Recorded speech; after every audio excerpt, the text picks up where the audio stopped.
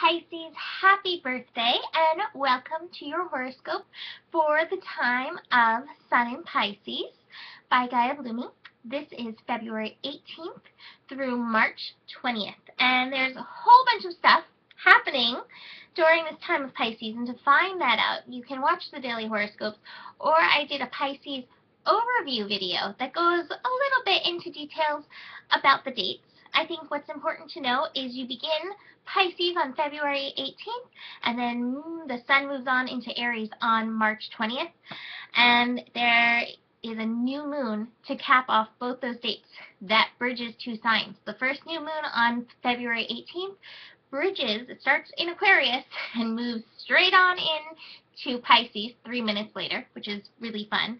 And then another new moon in Pisces on March 20th. So that's pretty magical. And I think it's just appropriate for the sign of Pisces because the sign of Pisces is magical. And it's magical because it has you, Pisces, not it.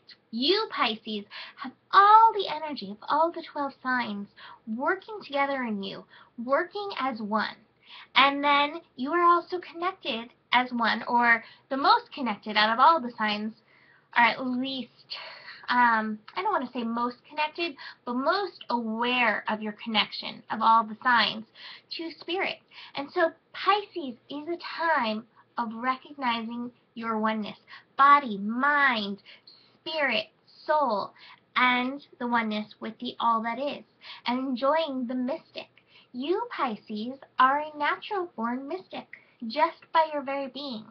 And, you know, being a Pisces, chances are you are tuned into things, whether it's feelings or if it's, you know, non-visible things, non-physical things that are happening around. Pisces is a sign that can be very tuned in and connected to that.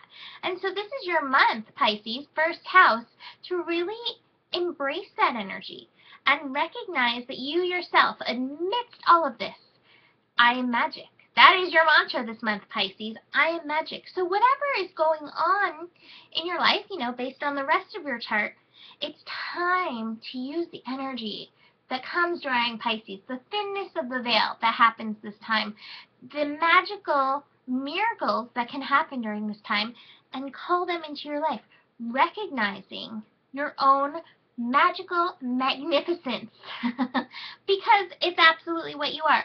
I want to remind you, Pisces, because, you know, Pisces, being that you can feel so much, Pisces can be, Pisces can want to escape, but I want you to remember that instead of feeling like you need to escape something, if something is bringing so much pressure that you feel like you need to escape or run away, it's time to bring in the energy of surrender, and it's time to flow. If you're feeling that pressure, it means that you're giving resistance.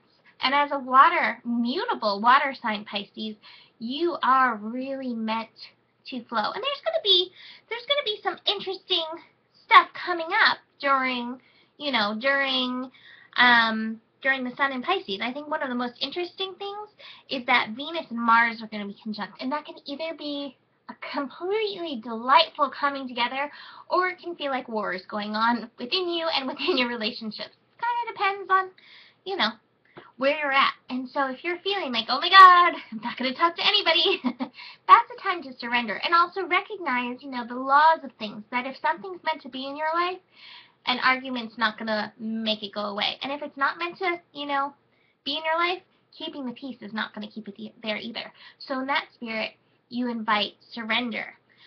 Pisces can also be a sign that can fall into the illusion. And I don't think it's because Pisces doesn't know better, because Pisces is absolutely tuned in the highest energy. But I think Pisces can really see below the surface and see what may be causing whatever it is that there is an illusion for. And I think instead of falling into that place of illusion, hold compassion. See things with loving eyes, but you don't need to hold the illusion, because that's not helping you or anybody else. I think the final thing that I want to talk about with this time of Pisces is really tune into your connection with all that is. Whether it's by connecting to your guides, connecting to your spirit animals, connecting to your archangels, whatever feels right for you, what do you connect to that's not physical? What helps guide you? What helps you figure out who you are? Because you're setting the tone for the whole new year that you're going to be working through. Who are you? Who do you want to be? Who do you want on your team rooting for you? Who's your cheerleader in your corner being like, hey, Pisces, you've got this? Do you want, Archangel Gabriel, the one who just popped into my head, do you want him there like, hey, you've got this? Speak your truth. Or do you want, the spirit animal of Skunk? Skunk hanging out with you. Skunk knows who their enemies are and, is like, puts that firm boundary. Don't you cross that. So figure out who you are this month for your birthday and then move forward through that.